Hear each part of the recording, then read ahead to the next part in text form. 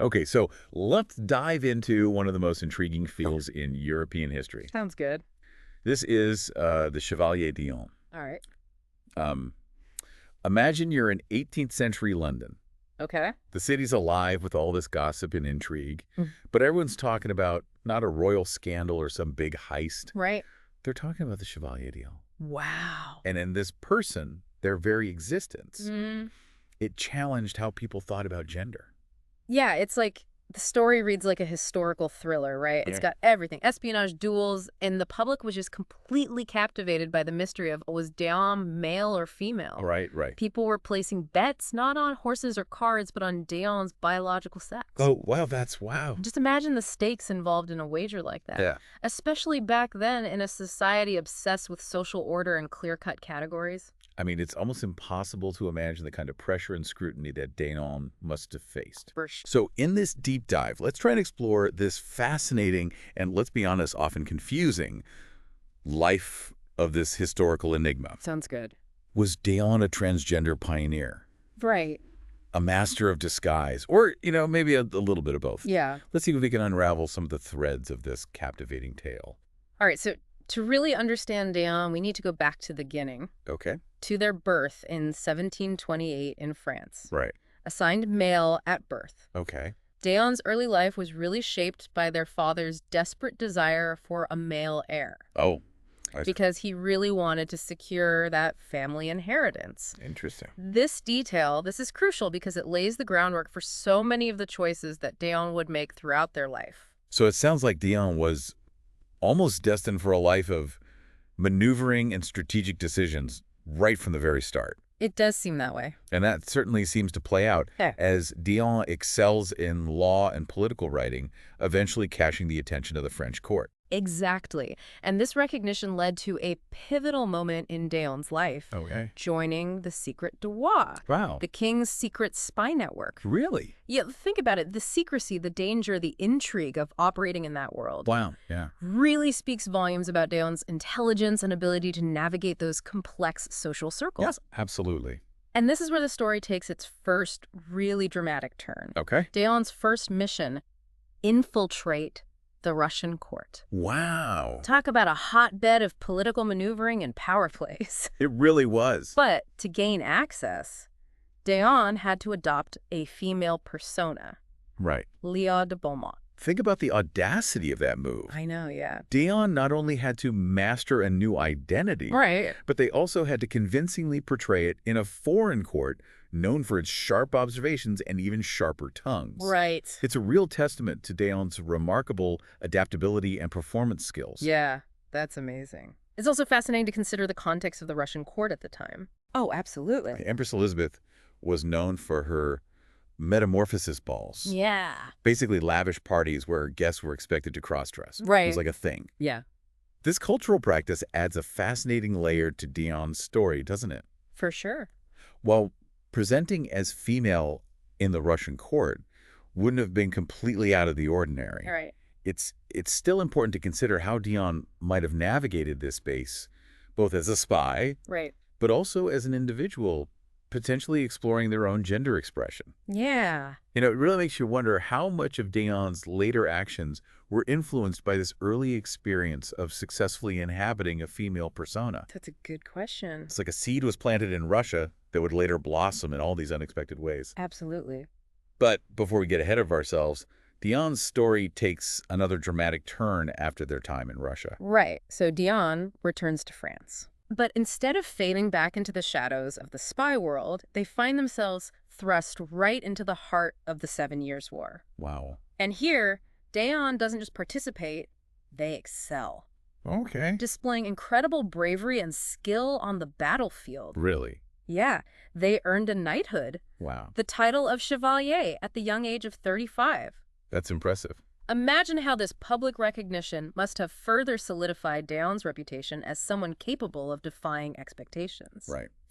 But as we've seen, Dion wasn't someone to just rest on their laurels. No, absolutely not. They were soon sent to England on another mission, this time tasked with assessing potential invasion points. Right. I mean, talk about a high-stakes assignment, one that could have shaped the course of history. Yeah, absolutely.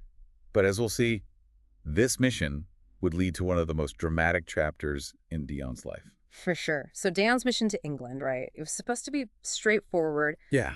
Gather intelligence, assess those vulnerabilities, and just report back. Right, standard spy stuff. But Dion, as we've kind of come to understand, Right. was never one to follow a predictable path. Right. They clashed with their superiors, Okay. refused to leave England, Really? and then in a move that just sent shockwaves through both the French and English courts, Okay. published a book What? containing sensitive state secrets. Seriously? Yeah. It's hard to overstate the audacity of that act. Yeah.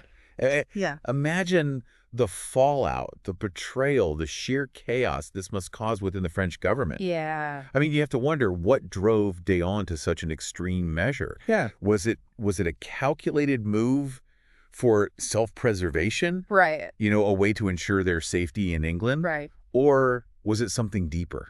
Yeah. You know, or rebellion against the constraints of their position? Right. A desire to expose secrets and challenge authority? That's the million-dollar question, isn't it? Yeah. And it's one that historians continue to debate to this day. Yeah. What we do know is that this act, it transformed Dion Okay. from a secret agent into an overnight celebrity. Wow, really? Yeah. Their name was on everyone's lips. Wow. Their story splashed across newspapers. Wow. This notoriety, ironically, Yeah. provided a shield of protection.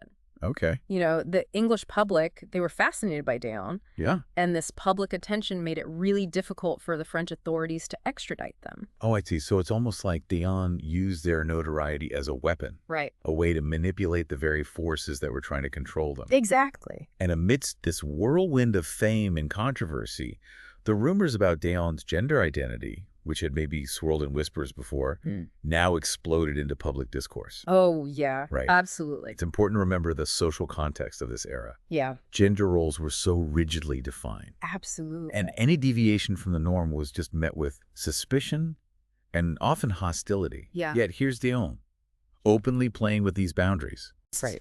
fueling speculation, even dropping hints, it seems, about their true nature. Yeah. And it wasn't just idle gossip, Yeah. right? Yeah. This speculation culminating in a formal inquiry into Dion's gender. Wow. Right. It's almost unimaginable Yeah. being forced to publicly defend your identity in such a way. Yeah. And in a stunning turn of events, Dion claimed to have been assigned female at birth, Wow. but raised as male to secure that coveted family inheritance we talked about earlier. Right.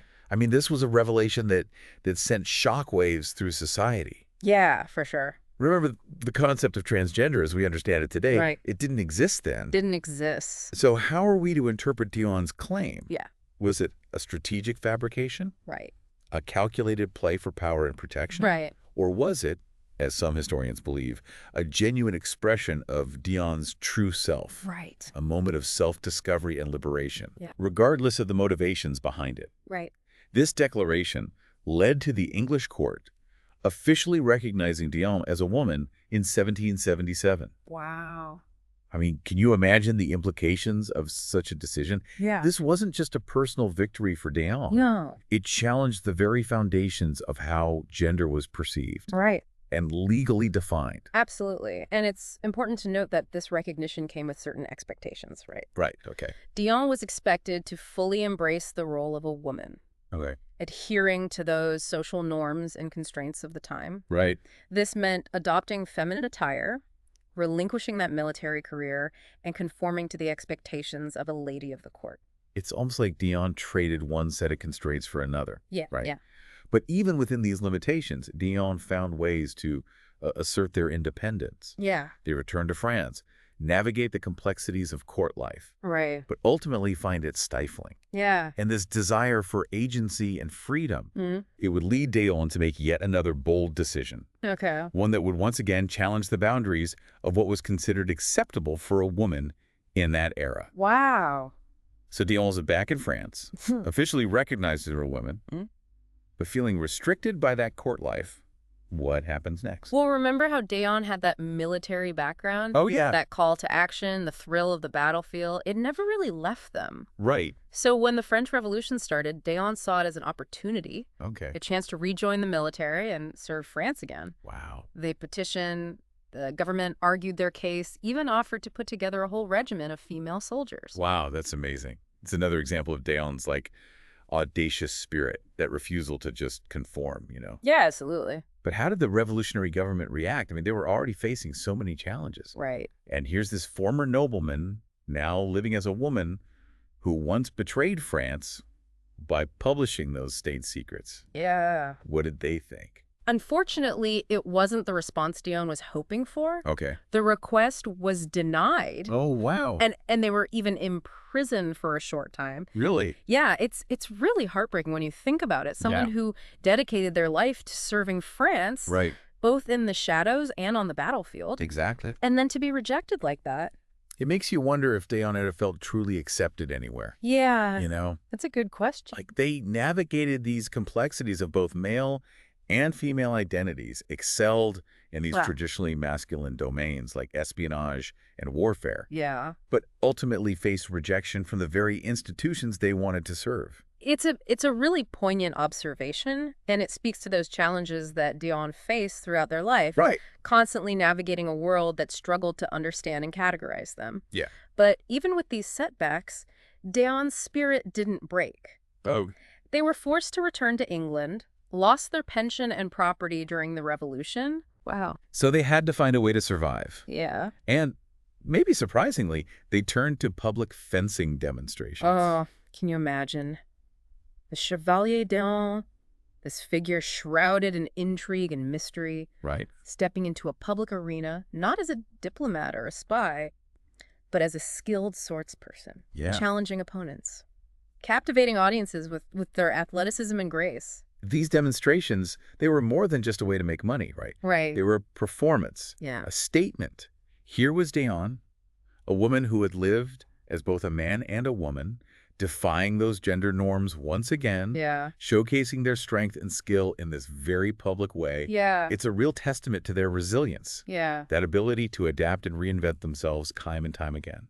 But even with this remarkable resilience, Dion's life took an unfortunate turn. Right. They got injured at age 68, and their fencing career ended. Right. They ended up having to share their home with a Mrs. Cole to make ends meet. And it was Mrs. Cole who would later uncover a secret that would once again send shockwaves through society. Right. So when Dion died in London at 81, Mrs. Cole was preparing the body, Okay.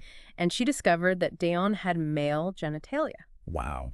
This revelation, after decades of Dion living as a woman, created a storm of controversy and speculation. Right. Some people saw it as proof that Dion had been deceiving everyone, Right. while others believed it gave a new understanding of this complex gender identity. It's a discovery that, even all these centuries later, continues to fascinate and challenge us. Yeah. It raises questions about the nature of identity, the fluidity of gender, Right. and the limitations of trying to categorize individuals into neat little boxes. Absolutely. Dion's life was a testament to the fact that human experience can be far more nuanced and complex than any label we might try to apply.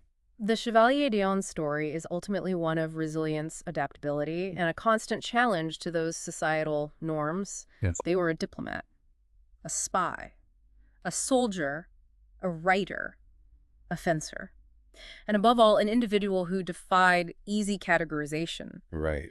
Their life reminds us that gender is not a simple binary, that history is full of individuals who pushed those boundaries and lived their lives on their own terms.